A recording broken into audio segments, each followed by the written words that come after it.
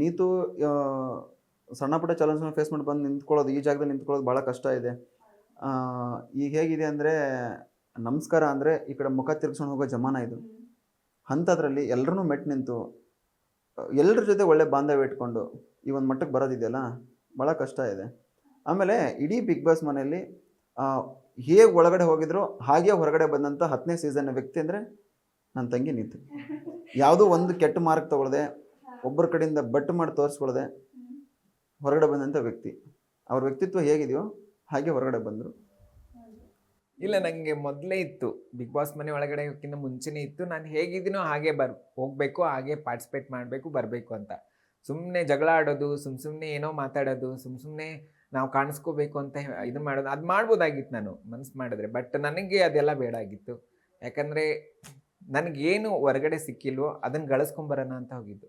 But ನಾನು big boss ಮನೆ ಒಳಗಡೆಯಿಂದ ಬಂದ ತಕ್ಷಣ ನಾನು ಜನ ಕೊಟ್ಟಿದ್ದ ಪ್ರೀತಿ ಇದೆಯಲ್ಲ, ಅದನ್ನು ಅದು ಎಷ್ಟು ಕೋಟಿ ಕೊಟ್ಟರು ಸಿಗಲ್ಲ ಅದು. ಅದಕ್ಕೆ ಬಿಗ್ ಬಾಸ್ ಮನೆ ಅಂದರೆ ಅಷ್ಟು ಪ್ರೀಶಿಯಸ್ ನನಗೆ. ತುಂಬ ಚೇಂಜಸ್ ಆಗಿದೆ ಆಗಿದ್ರೆ ಆಚೆ ಬಂದಮೇಲೆ? ಎಸ್ ತುಂಬ ಚೇಂಜಸ್ ಆಯಿತು. ಮೊದಲು ಇಷ್ಟು ದಿನದ ಹಾರ್ಡ್ ವರ್ಕ್ ಬೇರೆ, ಅಂದರೆ ಲೈಕ್ ಅಷ್ಟು ಹಾರ್ಡ್ ವರ್ಕ್ ಮಾಡಿದ್ದೆಲ್ಲ ಅದೊಂದು ಒಳ್ಳೆ ಜರ್ನಿ ಆಯಿತು ನಂಗೆ ಬಿಗ್ ಬಾಸ್ ಮನೆ.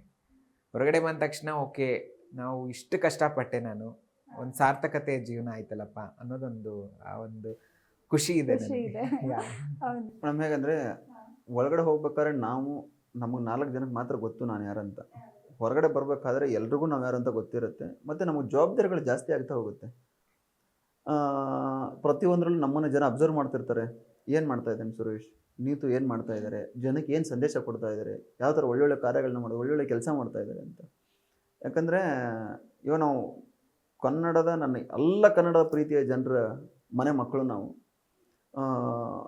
ಅವರು ನಮಗೆ ಪ್ರೀತಿ ವಿಶ್ವಾಸ ಕೊಟ್ಟಿಲ್ಲ ಅಂದರೆ ನಾವೆಲ್ಲೂ ಇರ್ತಾ ಇರಲಿಲ್ಲ.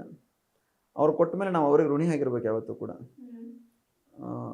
ನನಗೆ ಯಾವಾಗಲೂ ಕೊರಗು ಅನ್ನಿಸ್ತಾ ಇತ್ತು, ಹೊರಗಡೆ ಬರಬೇಕಾದ್ರೆ ಜನ ನನ್ನನ್ನು ಯಾವ ಥರ ಸ್ವೀಕಾರ ಮಾಡಿದ್ದಾರೆ, ಹೊರಗಡೆ ಹೇಗಿರುತ್ತೋ ಅಂತ ಅಂದ್ಕೊಂಡು ಬಂದಾಗ ನನಗೆ ಕಮ್ಮಿ ಒಂದು 100 ಕಾಲ್ ಬಂದರೆ ಅದರಲ್ಲಿ ಒಂದು 99 ಕಾಲ್ಸ್ ಹೇಳೋದು ಒಂದೇ ಮಾತು, ನೀನು ಹೊರಗಡೆ ಬಂದದ್ದು ಭಾಳ ಬೇಜಾರಿದೆ ನಮಗೆ. ಅದನ್ನು ಹೊರತುಪಡಿಸಿ ಹಳೆ ಸೀಸನಲ್ಲಿ ನೀತು ಬಂದದ್ದು ಭಾಳ ಬೇಜಾರಿದೆ ನಮಗೆ. ನೀವಿಬ್ಬರು ತುಂಬ ನಿಮ್ಮ ವ್ಯಕ್ತಿತ್ವದಲ್ಲಿ ನೀವು ಆಟ ಆಡ್ತಾ ಇದ್ರಿ, ಎಲ್ಲೂ ಬೇರೆಯವ್ರ ಥರ ಡಾಂಬಿಕವಾಗಿ ಇನ್ನೊಂದೇನೋ ಒಂಥರ ನಾಟಕ ಮಾಡಿಕೊಂಡು ಮುಖವಾಡ ಹಾಕ್ಕೊಂಡು ನೀವೆಲ್ಲೂ ಇರಲಿಲ್ಲ ಅಂತ ಪದಗಳನ್ನ ಕೇಳಿದಾಗ